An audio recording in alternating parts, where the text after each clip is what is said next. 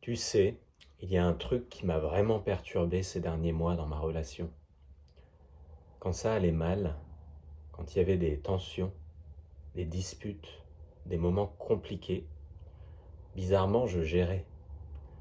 C'était dur, mais au moins je comprenais ce qui se passait. Il y avait un problème visible. Mais ce qui m'a fait le plus douter de moi, c'est quand tout allait mieux, quand tout allait bien. Objectivement, tout allait dans la bonne direction. Et pourtant, c'est là que je me sentais le plus mal intérieurement. Et je me souviens me dire plein de fois, mais attends, pourquoi je me sens comme ça alors que tout va bien? Je devrais être rassuré, tranquille, voire même heureux. Et plus j'essayais de me convaincre que tout allait bien, plus mon corps faisait l'inverse. Tension dans la poitrine, ventre noué, agitation, besoin de parler, besoin de comprendre, besoin de vérifier que tout était OK. Et à un moment, je me suis vraiment demandé si ce malaise voulait dire que quelque chose n'allait pas dans la relation. Est-ce que c'était mon intuition? Est-ce que ça voulait dire que je me trompais de personne? Est-ce que ça annonçait une future rupture? Parce que quand on se sent mal, on cherche toujours une cause logique.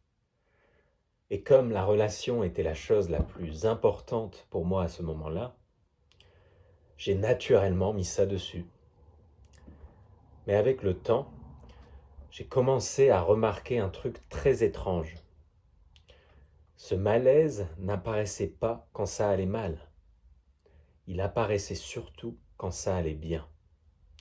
Quand on se rapprochait, quand il y avait plus de sécurité, quand il y avait moins de conflits. Et là, j'ai commencé à comprendre. Et je me suis dit, ok, soit je suis en train de saboter chaque relation saine, soit il y a autre chose que je ne comprends pas. Et quand cette sensation montait, mon réflexe était toujours le même. Je voulais parler tout de suite, analyser, expliquer ce que je ressentais, comprendre d'où ça venait, me rassurer et aussi être rassuré. J'avais l'impression que si on mettait des mots dessus immédiatement, ça irait mieux. Et sur le moment, parfois, ça soulageait un peu, mais très vite, ça revenait. Et souvent, ça créait de nouvelles tensions.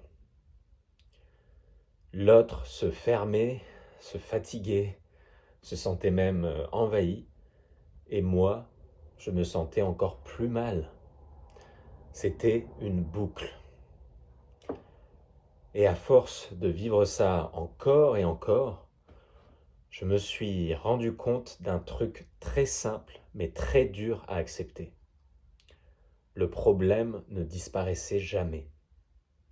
Même quand la relation s'améliorait, même quand on se rapprochait, même quand objectivement tout allait mieux. Et c'est là que j'ai commencé à me poser une autre question. Et si ce n'était pas la relation le problème? Et si ce malaise n'était pas un signal que la relation allait mal, mais un signal que mon système nerveux n'était pas habitué au calme? Parce que quand une relation est chaotique, instable, pleine de conflits, ton corps est constamment en mode survie. Il gère l'urgence, il gère les problèmes, il n'a pas le temps de ressentir profondément. Mais quand tout se calme, quand il y a de la sécurité, quand il y a de la stabilité, tout ce qui était enfoui remonte à la surface. Les peurs, l'insécurité, la peur d'être abandonné, la peur de perdre l'autre, la peur de ne pas être assez. Des choses qui parfois viennent de très très loin. Et ça a tout changé pour moi. Parce que j'ai compris que ce que je ressentais n'était pas un problème à corriger, mais un processus normal quand on commence à vivre plus de sécurité émotionnelle. Le calme n'était pas le danger. Le calme, en fait, révélait ce qui n'avait jamais eu l'espace d'être ressenti. Et ça explique aussi pourquoi mon réflexe était toujours de vouloir parler tout de suite. Parce qu'en réalité, je ne cherchais pas à résoudre un problème concret. Je cherchais à faire disparaître l'inconfort dans mon corps. Je cherchais à me rassurer, à me sentir à nouveau en sécurité. Et le cerveau croit que parler, expliquer, analyser va calmer cette sensation. Alors qu'en fait, quand tu es activé émotionnellement, l'émotion parle plus fort que les mots. Ce qui m'a vraiment aidé à changer ça, et attention, je ne dis pas que c'est facile, c'est d'apprendre à faire des pauses. En fait, exactement, c'est ne plus réagir immédiatement, à sentir l'émotion sans agir dessus, à respirer, à laisser le corps se calmer avant de parler. Au début, c'était même pas accueillir avec amour. Honnêtement, c'était juste rester avec, ne pas fuir, ne pas réparer, ne pas analyser, juste ressentir. Et petit à petit, j'ai vu que ces vagues émotionnelles passaient d'elles-mêmes. Et surtout, elles ne contrôlaient plus mes comportements. Et la relation a commencé à changer. Elle est devenue beaucoup plus stable, beaucoup plus simple. Donc, si toi aussi tu te reconnais là-dedans, si tu te sens parfois mal quand tout va bien dans ta relation, si tu ressens de l'angoisse dans des moments calmes, si tu as envie de parler tout de suite dès qu'une émotion monte, tu n'es pas cassé. Très souvent, ce n'est pas que ta relation est mauvaise.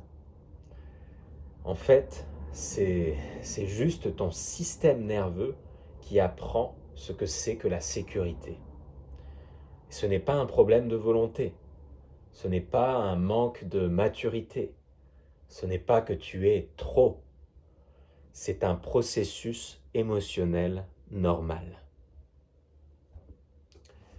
Et la bonne nouvelle, c'est que ça se travaille en douceur, avec de la conscience et avec des pauses, avec moins de lutte contre ce que tu ressens.